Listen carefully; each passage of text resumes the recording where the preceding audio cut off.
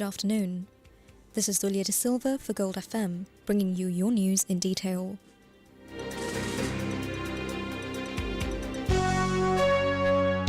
news headlines on Gold FM. In your news headlines, US and Israel leaders are filthy animals, says Iran, as Trump promises never-before-seen force. Iran gets interim leadership. Sri Lankan Airlines cancels flights. CPC urges the public to not panic buy. Sri Lanka beaten again.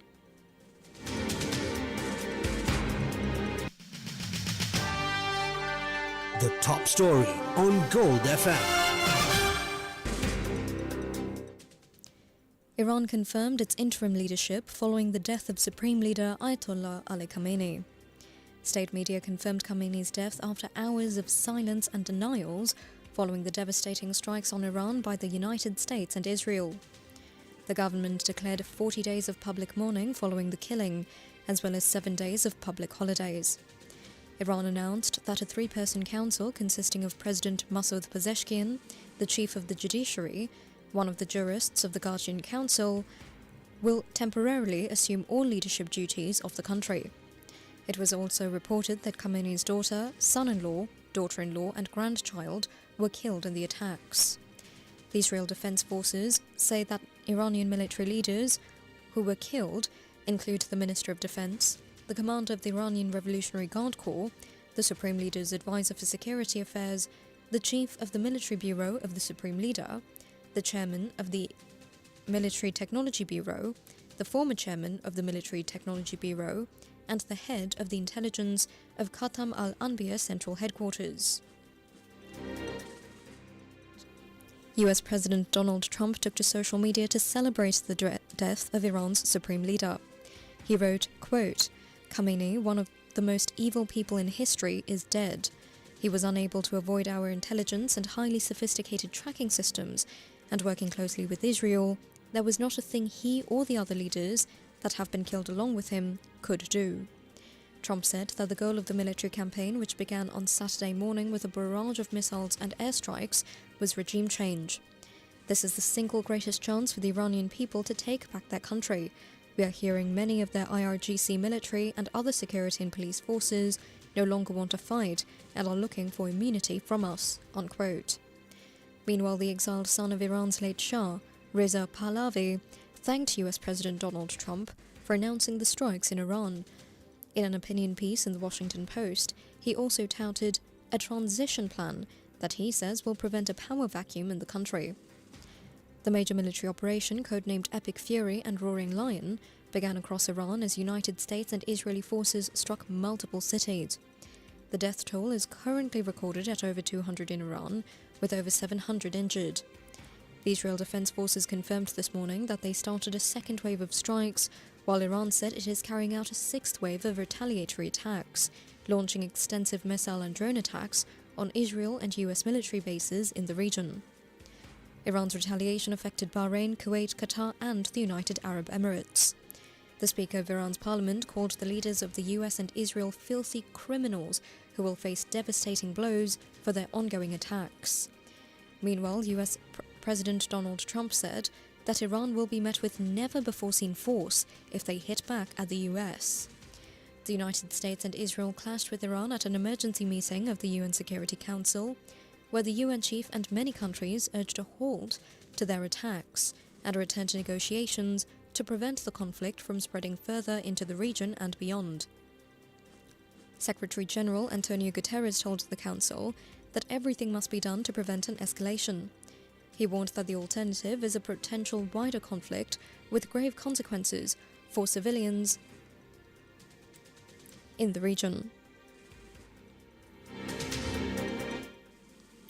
Guterres said the US and Israeli airstrikes violated international law, including the United Nations Charter. He also condemned Iran's retaliatory attacks for violating the sovereignty and territorial integrity of Bahrain, Iraq, Jordan, Kuwait, Qatar, Saudi Arabia, and the United Arab Emirates. The US ambassador to the United Nations, Mike Waltz, insisted the US military action was lawful.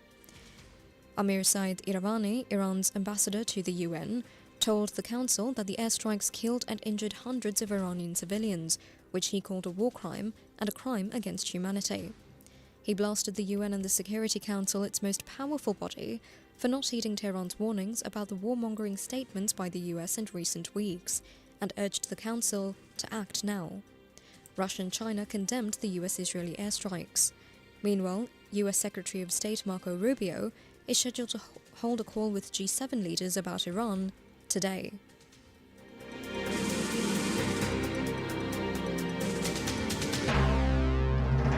This is the local news on Gold FM. Sri Lankan Airlines confirmed that all flights to the Middle East are cancelled today as well, taking into consideration the situation there. They added that the situation is being closely monitored. In the meantime, all other flights scheduled to depart from Bandar Naik International Airport to the Middle East were suspended until 5 p.m. today. The Ministry of Foreign Affairs, Foreign Employment and Tourism said it is closely monitoring the situation of approximately 1 million Sri Lankan nationals living and working in the region.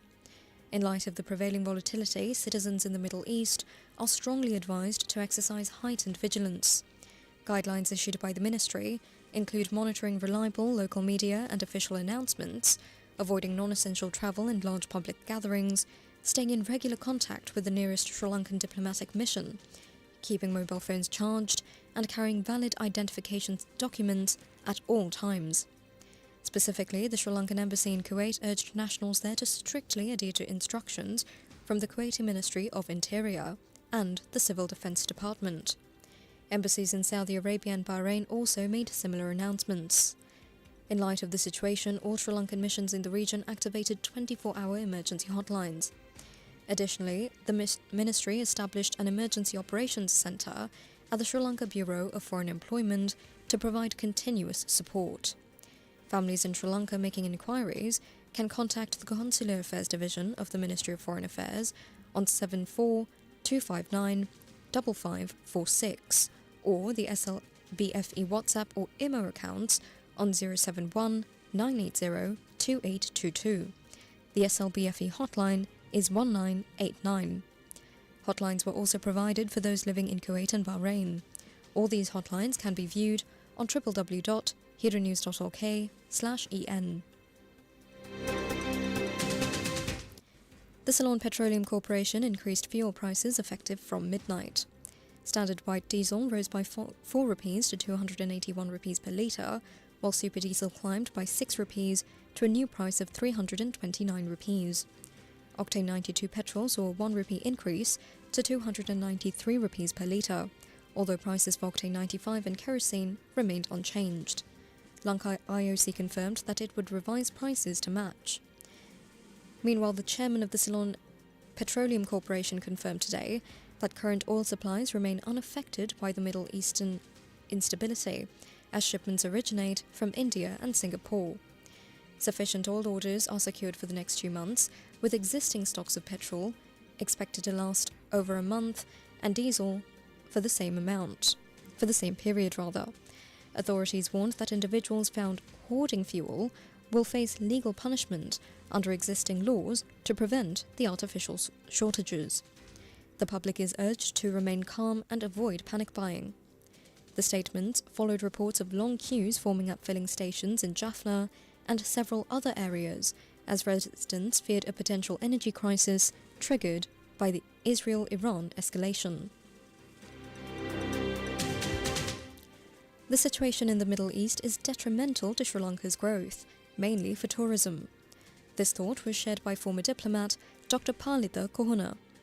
Speaking to us, Dr. Kohuna is of the view that the situation could have an impact on some of our key exports and energy supplies. I believe that it's a very unfortunate situation and a difficult situation for South Asian and other Asian countries. For one thing, aviation links with Europe and beyond will be interrupted or affected by the current situation, which is not something that these countries would like to see happen at present, especially given Sri Lanka's own situation at the moment where tourism is doing very well. But the current situation in the Middle East is likely to have an impact on our resurgence in the tourism sector. We also have to remember that there are hundreds of thousands of Sri Lankans employed in the Middle East, and now their safety and security will become an issue. There may even be a situation where we may be forced to evacuate some of our nationals. Recall that this happened during the Iraq War. Again, for Sri Lanka, this is not good news. And then, of course, there are other aspects. Sri Lanka, so Iran is a major market for Sri Lankan tea. Middle East is an important market for our tea. Our energy also comes mainly from the Middle East, and that will be affected. So all in all, an upsurge of violence in the Middle East is not good news for Sri Lanka. So we will have to take all this into account when determining how to react to the current situation. It's not going to be easy. It will have to be done with care, but taking into account the fact that most of the protagonists in the current conflict are countries with which Sri Lanka has good relations, as well as very important economic relations.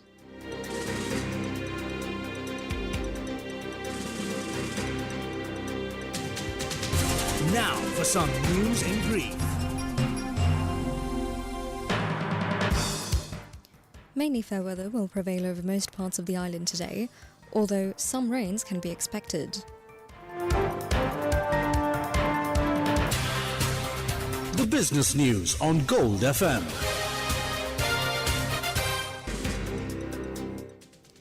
OpenAI confirmed that a new agreement with the Pentagon includes additional safeguards for technology deployed on the US Defense Department's classified network. The deal follows a directive from US President Donald Trump to cease all government cooperation with the artificial intelligence startup Anthropic. The Pentagon intends to declare Anthropic a supply chain risk following a dispute over technology guardrails, marking a significant setback for the lab.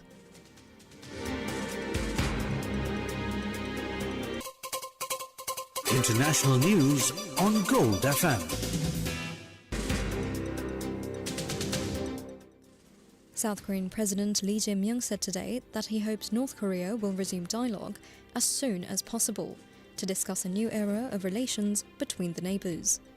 In a speech marking the Korea's 107th March 1st Independence Movement Day, Lee said he would make efforts to restart talks with Pyongyang for peace on the Korean peninsula. Entertainment news on Gold FM. Formula One driver Charles Leclerc sparked secret wedding rumours after a viral video showed him driving a 1957 Ferrari 250 Testarossa in Monte Carlo, with fiancée Alexandra Saint-Malo in a white dress. While speculation was rife on social media, neither officially confirmed the nuptials.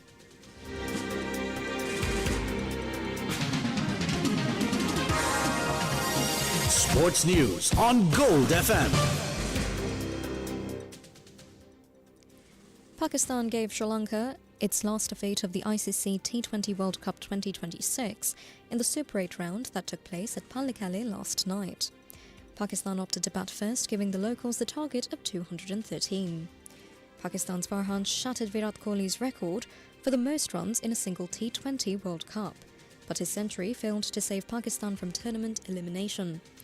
Despite a world record opening stand of 176, Pakistan failed to secure the massive victory margin required to overtake New Zealand for a semi-final spot.